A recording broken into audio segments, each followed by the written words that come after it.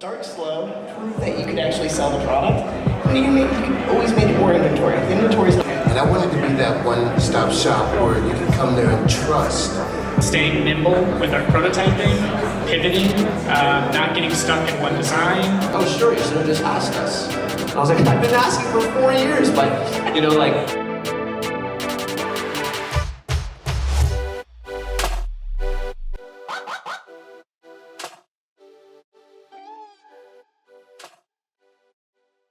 So I started thinking maybe there's something that I could do that that's worthwhile.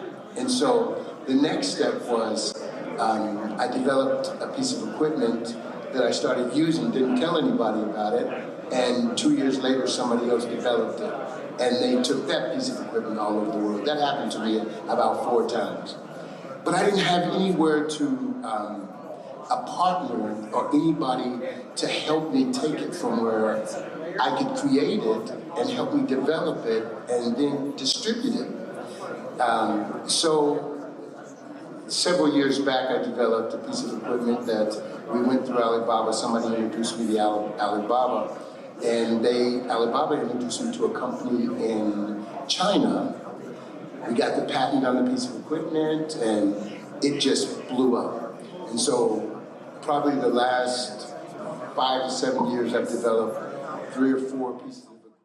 We use an artificial intelligence to essentially tell you when you are wasting energy or when you're inefficiently using your electricity, and so we can help you tailor your energy usage on a device level to meet sustainability goals, to meet cost-saving goals, etc.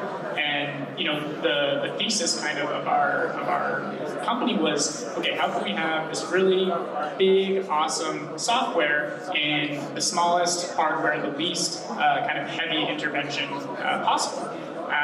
And so, you know, Ryan and I, our co-founder and I, are engineers by trade, but still with that background, finding an efficient hardware design, finding cheap electronics. There's a lot of knowledge that even when you have a background in engineering that you're just not aware of. And so I think staying nimble with our prototyping, pivoting, not getting stuck in one design was really important for us. And so working with Alibaba, it was really easy to prototype and to get things sent to us quickly and to test and to get it in front of customers and see, hey, does this work for you? Does it not? How do we make it better? Can we get new parts in? People, you know, after a while didn't like the fire hazard electronics that I was making out of a shoebox, and there was a point where we needed to be more legit. How do we get certified parts? How do we get reliable parts safely? And so I think connecting with Alibaba at that point in our journey was extremely helpful because it helped us get in people's homes, but it also helped us pivot and quickly iterate on our designs and ideas. Well, let's talk a little bit about the safety.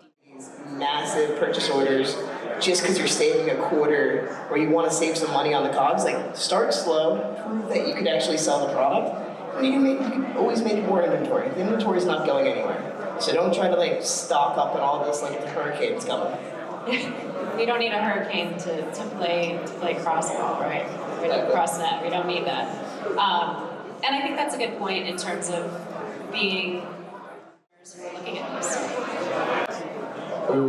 When we started, like, I didn't know, like, I didn't come to conferences like this. I didn't know that there was other people doing it, really. I didn't understand. Like, I was really young. Most of my friends were in university. Like, I dropped out. Like, it was a super lonely environment, so I kind of just had to figure it out on my own.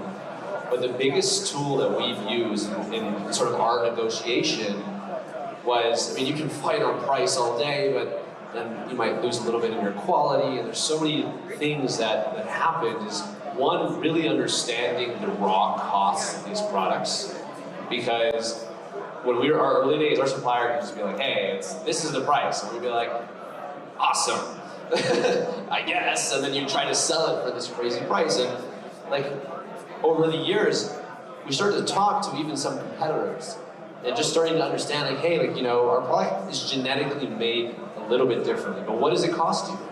And there were some times where, like, for example, like when we launched our pillow, there were some times where I would speak to my friend who was selling a completely different pillow, but still a pillow, and his cost was 1/10 of our price. And I was like, I don't have diamonds in my pillow, what is going on? And I just didn't know that and then I went back to my supplier, and then I got a quote from another supplier, and they made an equivalent sample, and then my supplier just matched it. They're like, oh sure, you should have just asked us. And I was like, I've been asking for 4 years, but it's, once I was educated and I started to understand the process, our negotiation was always talk to multiple suppliers, get multiple samples, because the one thing is if you're not a product, like now. With that being said, I started a gym facility, and I wanted to be that one-stop shop where you could come to this facility and you could buy products that were healthy, that were going to increase life, longevity. And I wanted to be that one-stop shop where you could come there and trust what was actually being distributed out of my place. And so what Alibaba has created for me is that same type of feel, that if you partner with Alibaba, everything has been vetted, and they know the people that they're connecting you with. They don't just have an acquaintance with them, but they know who they are, they know that you're gonna be protected. And so that's one of the reasons that I really trust Alibaba. So that would be my reason to recommend Alibaba to anyone else, because it's like we have the same core. And you want to have somebody that you can really trust. And I would say Alibaba's that. I think one, if you're a 21-time world champion, it's probably a good thing to go into business and what you do. Unfortunately not, but I think definitely being bold and not being afraid of your competition or what else is out there. You're going to be successful at what you do if you do something different and you're passionate about it and you have the want to actually succeed. So be bold, go in a direction that you think others might not, even if it's scary, even if there's a reason other people aren't going in that direction, you can be the one that makes that path. And also, be okay with not knowing everything. You are not going to know everything at all. And this is coming from somebody who really, really thought that I knew all that there is to know about running a business and doing technology and things like that. Ask for help. If you're on Alibaba.com, the suppliers are extremely knowledgeable, extremely helpful. Just ask questions, even in your own everyday to day. Ask other entrepreneurs who have been there before you. Ask them for help. Being vulnerable and honest about where you're at can only help you on your journey, help you get to a better place for yourself and for your